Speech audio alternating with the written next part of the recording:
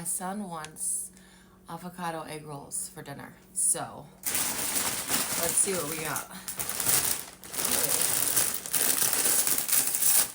Got a little contraband. Hold on. I love these things.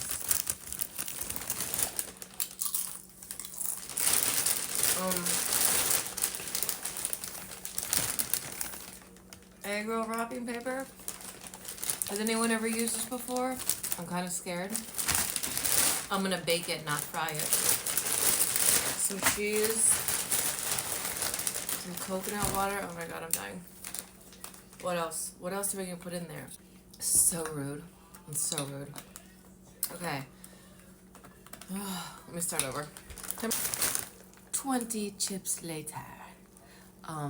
We can make soup or avocado egg rolls. It all depends on if the avocados are ripe. So let's see. The cilantro. That's like a pound of cilantro. Jesus. Oh. Oh.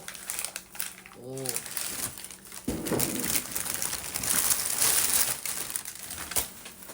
Cough, Mr. Avocado. I guess we're making soup tonight. We're gonna make chicken enchilada soup. I have a rotisserie chicken, and if you're gonna make this, you're gonna need, I'll show you the video.